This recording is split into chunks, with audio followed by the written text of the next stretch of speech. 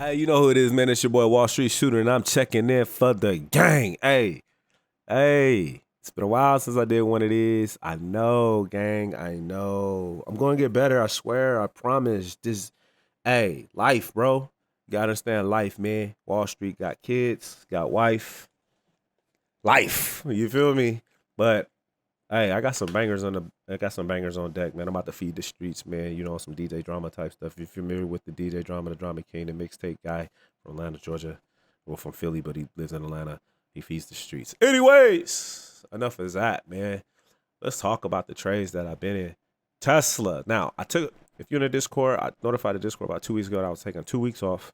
Uh, Somebody was like, damn, dog, you getting clapped? I'm like, no, man, it's not even about getting clapped, boy. Sometimes you just got to sit back and you got to refocus, man. You can't let trading these stocks and crypto just consume you, because it will consume you. And I felt like I was getting consumed. Yeah, we were getting some bangers. We were making some money.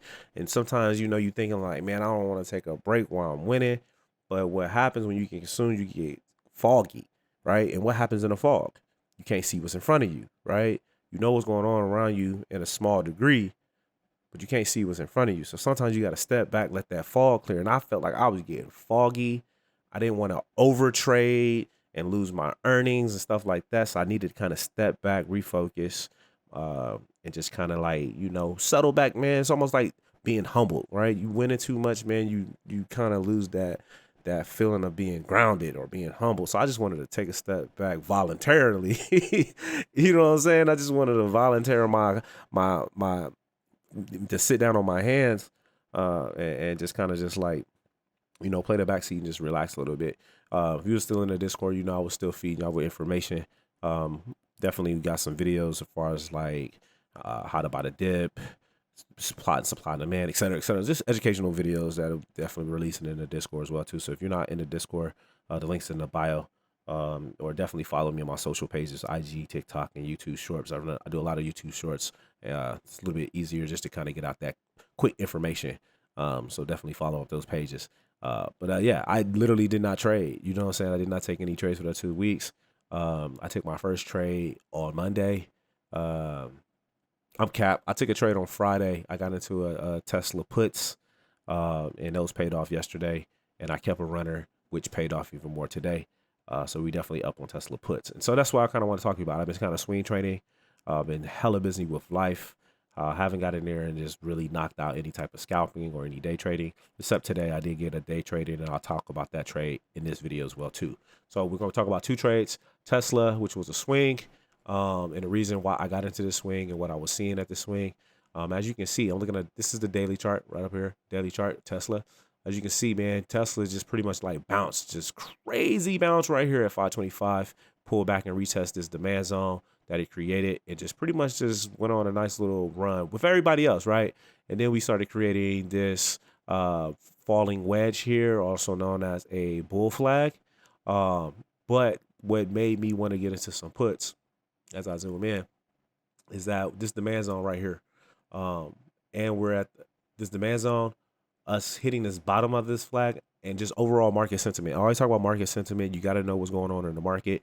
You got to know what's going on financially, inflation, political, all that stuff takes a toll trading these stocks. Now, you can get away with a lot of it from just technical analysis, but when you're looking at the big picture, and what I've been doing lately has been running a lot of long-term puts or long-term calls. And when I mean long-term, I'm talking about 3, 4, even 3 to 4 weeks out, or even as long as 3 to 4 months or 3 to 6 months out. I'm actually in a Tesla call, 400 call for 8 months out, right? So those contracts again kind of got served a little bit today, but I'm just gonna continue to dollar cost average into that, because I do believe in the next 6 to 8 months, Tesla will reach into that 400 realm and damn near get very close to it, just based off of the pre information when the split happened last time, how it kind of recovered. And we'll see what happens. If it gets too crazy, I will cut my losses. No harm, no foul at the end of the day. But me personally, I think that it will. And I actually took some profits off those 400 calls when we caught this rally because I was able to add more contracts at this 266 and kind of ride this all the way up. So I kind of got out, got it in for a cheaper price and was able to take some profits on that too. But on my Tesla put, what made me get into the put yesterday, notice that we hit a nice supply zone. As you can see right here, based off of 825, we had this supply area, massive sell-off. We had 2 green days within that 1, 2, 3, 4, 5, 6, 7 days. Had 2 green days, had a nice sell-off from these highs here of 303, which was right here, 303, and then created some new lows roughly around 266. So I saw that and I was like, oh, we're approaching it again. And just kind of looking at it, I mean, we're still consolidating within this channel here. We're kind of doing this whole bouncing ball effect, hitting on support, resistance, right? Peaking above it a little bit, but we hit into that supply zone. So I got into, I got into some puts, 275 puts was the strike price. And also with the Fed making this announcement pre-market, I kind of figured that we were already going to be looking at 0.75 bias point. And when I woke up, we gapped down. So I was able to collect about 60% off those puts. Today I had several puts, nice little bag off that. And it was just a decent little swing trade, nothing out of the ordinary, just looking at the overall chart. As you can see, this is on the daily. As you can see, we're sitting in this big channel, right? You always find patterns within a pattern, right? And I wanted to zoom out and show that because here we have this downward wedge, right, on the daily. Big on a big picture, right? You know, we see it's bouncing up and down here, right? And then you have this little downward wedge right here as well too, right? So there's always a pattern within a big pattern, right? Always keep that in mind. You always find patterns within a pattern. So I'm watching this to see if we can retest these bottoms here. So I'm actually holding on to a couple of runners with the Tesla puts. Now, I'm not necessarily saying it's going to always come back to this 260, right? I have my support lines here, profit taking lines with are in white. And so I'm looking at anywhere between 291, 286, 280. Now, if we lose and let's say we gap down tomorrow again, because there's a lot of volume. If I was to zoom in, you can see there's a lot of volume today. Just close to the average of the daily. Close to this yellow line right here is the average, right? This is a volume average. So this is the average. So we're very, very close. Sharp movement down to the 50 off the RSI. And the MACD is pretty even Steven right now. So we might see some turnover. We might see some recovery here. Maybe retest this resistance off the trend. Or we can still just push this. We have the VWAP here. If we had a VWAP, we could push below the 9 and the 21. Definitely going to be watching. I think it's going to be a possibility of some more selling off. Or we could recover, regardless of what the fact is. I'm holding these puts. These puts are 3 weeks long. I want to be holding on to them and see if I can continue to capitalize and get maybe over 100% trade just swinging, right? So that was the trade on Tesla. No secret voodoo or anything like that. Just kind of looking. I mean, looking at the 30-minute, we're making this. We got the flagpole here. We got this bear pennant forming right now. Hopefully you guys can see that. You know, I can draw it out for you if you need to see the trend lines, right? Boom. And then boom. Let me pull that back. All right. We got that forming right here, that bear pennant right here. And we're getting to the apex where we can start see a squeeze. Can this bounce out? Sure. It's a high probability, around 67%, that bear pennants and bear flags are continuation patterns to that particular movement, which is the downward movement, as we have this flagpole from here. So, you know, I'll take that risk. You know what I'm saying? I know we're going to pull back, regain some of that momentum that we were lost right off the bat at 530. And as you can see, we can pretty much consolidate. So I'm cool with that. We're right here on the support, the 291 support, 292 support line. And we're at the apex. We're squeezing right now. So hopefully during the pre-market, and we can see maybe we'll pull up a little bit more. Maybe we even start reaching up towards 296, and then from there we can continue on the way down. That's off the 30-minute. If I was looking at the 1 hour, same thing, less data. All right, still got the bear flag. If I was to break this down on a intraday level, more data here. We just kind of just Did this whole touch and go in between 290, 291. As low of day was 290.47. So yeah, it was a good day on Tesla. The other one that I actually day traded today was the TQQQs. Now, if you know me, I like trading SPY and her twin sister, also known as the Qs. I switched over and start trading the leverage ETF TQQs. What is the TQQs and what is triple leverage? Pretty much when the Nasdaq, let's say the Nasdaq is pumped or sells off for 1%, -1%, the TQQQs is going to sell off for 3%. Triple leverage, right? So I went in that direction today. I think and I don't want to get excited because I would have hit if I would have traded the Qs regardless, right? But I think I just like the advantage of having that triple leverage there. You're looking at, if the Nasdaq move at 7%, you're looking at 21% gain on the triple QQQs, right? It's little laws of average, right? As far as percentage goes. So I tried out the Qs today, different price point. Another different thing is that they don't have daily expirations on their contracts. They're a weekly in the sense that they're closed every Friday. So like the traditional trading, if you're trading like Amazon or Apple, those expiration days end on a Friday. You don't have a daily. Now, if I trade the triple Qs, will I not trade the Qs? Of course I would trade the Qs, especially if I want to do zero DTEs. But I'm trying to get away from zero DTEs just to kind of give myself some little, as I continue to build content and other things that I'm doing, I need more time. So this will allow me to swing trade a little bit more. If you guys are new or are new to the channel, I like to get in early in the morning or late in the afternoon, get in and get out anyways, right? As far as I'm a natural, I'm just a scalper off the rip. But there will be opportunities where I just want to let things run. And that was today with the Qs. So the Qs sold off.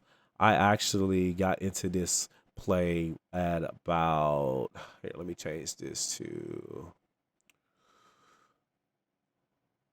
30 minutes will be fine. Change this 30 minutes. So I got into this play roughly around 10 on a pullback, loaded up a few contracts. I went light because it was something new that I was trading. I think I could have went a little bit more just for the market sentiment, but I just was trying to be cautious, right? Trying to be a little bit cautious. You always look back and be like, damn, I should have added a little bit more. But you want to make sure especially when you're trading something new. Granted, it's the Nasdaq. The price action is the same as the regular Nasdaq. It just reads a little bit different as far as like, that you see this says $27, $30. Well, the Nasdaq's roughly around like 300 or something like that, or two something, right?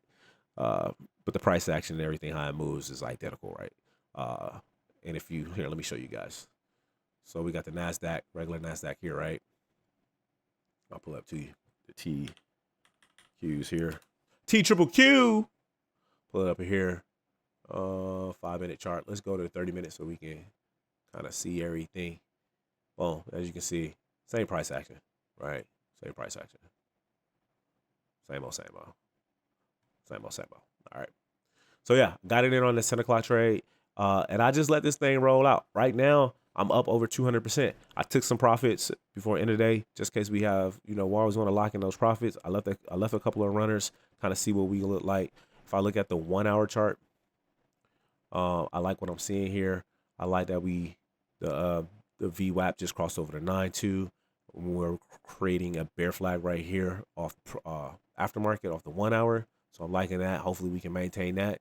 And if I was to break this down into a 4 hour chart, I mean, you can kind of see we just blitzed today, man. Just massive sell-off due to the 0.75 bias point.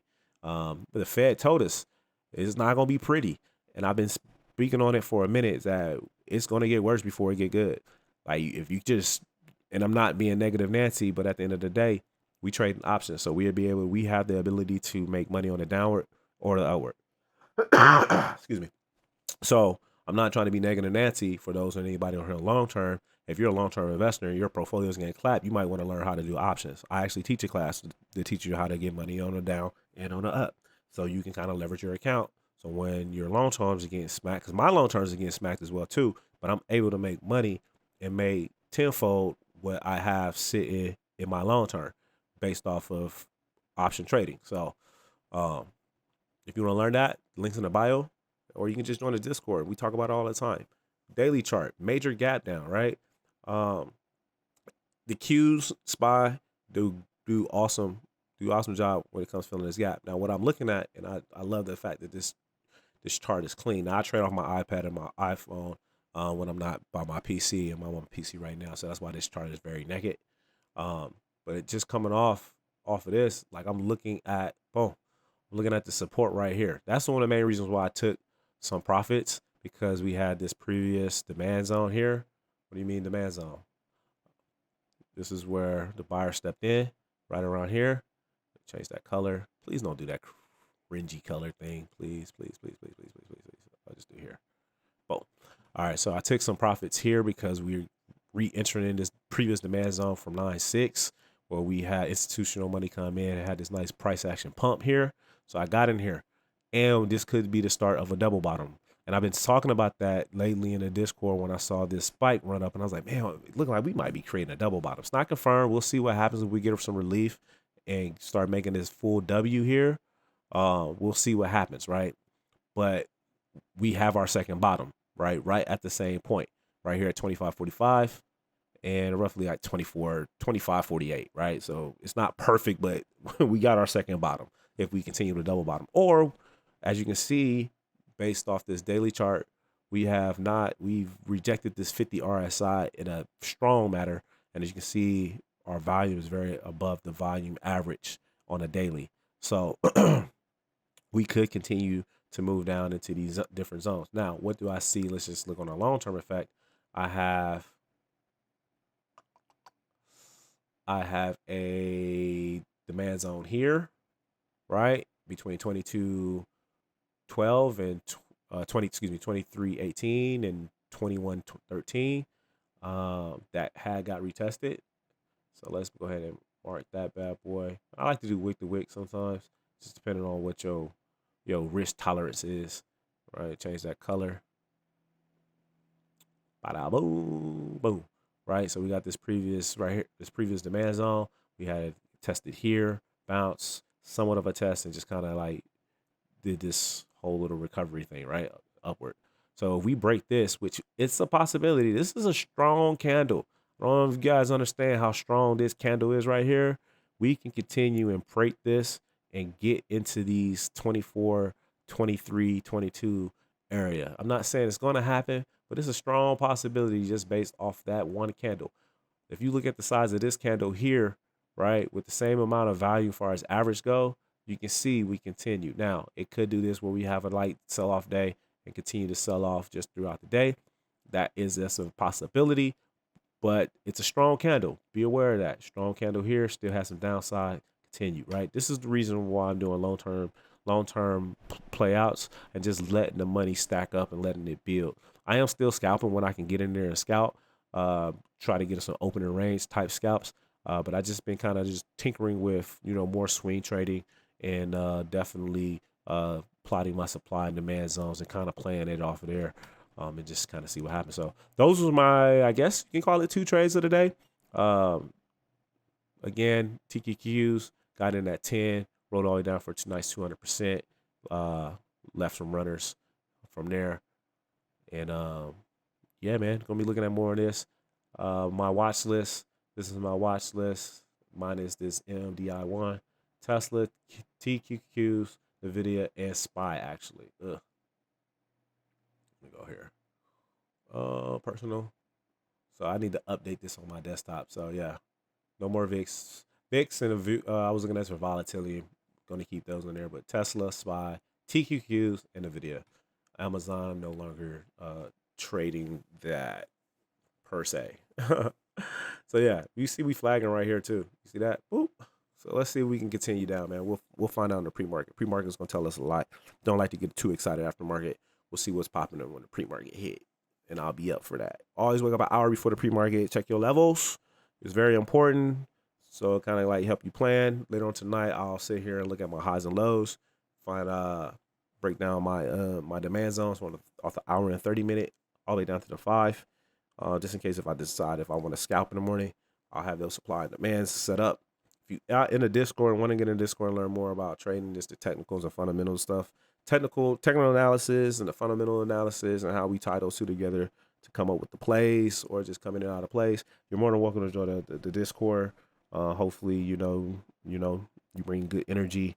We definitely want people with good energy, willing to learn, and willing to attempt to get into this game and not just kind of sit around and wait for plays. I do not call plays. I let you know what plays I'm in. I do not sit there and let you know every little play that I get into, because at the end of the day, I teach you how to fish so you won't have to depend on me for fish. And that's the goal. If I just give you all the plays and decide I want to close out the Discord, then you're going to be lost in the sauce and never make a dollar as an option trader again. So therefore, we rather teach you uh, how to trade options, how to look for long-term plays, the importance of indicators, and not having too many indicators on your chart, et cetera, et cetera, et cetera. And we not just do this in the stock market, but also in the crypto market as well too, because at the end of the day, price action is price action, and chart patterns and candlesticks are chart candles and candlesticks and patterns all correlate to all markets. So with all that being said, if I deserve a like, please like this video, share it with your partners in them, let them know about the importance of option trading or just trading in general, investing their money wisely to possibly make some good money in the long run. Please share the video, drop a comment. I always comment back. Yeah, and if I miss something, let me know. You know what I'm saying? I'm here for critiques. That's why you put your information out on the internet. That's why you put yourself out there on the internet. For those who don't like to be critique and only reply back to positive comments and don't address the negative stuff, I'm here for it. I got time. You know what I'm saying? But no, let's make sure we don't disrespect at the end of the day. Let's keep it all respect. We all are human beings. We all got families, all that type of stuff. So we just want to keep it, keep it, what the girls say, keep it cute. No disrespect, nothing like that. We can have a civil conversation back and a nice back and forth black banter. You dig? So yeah, it's your boy Wall Street Shooter, and this is never financial advice. I miss you guys. Peace.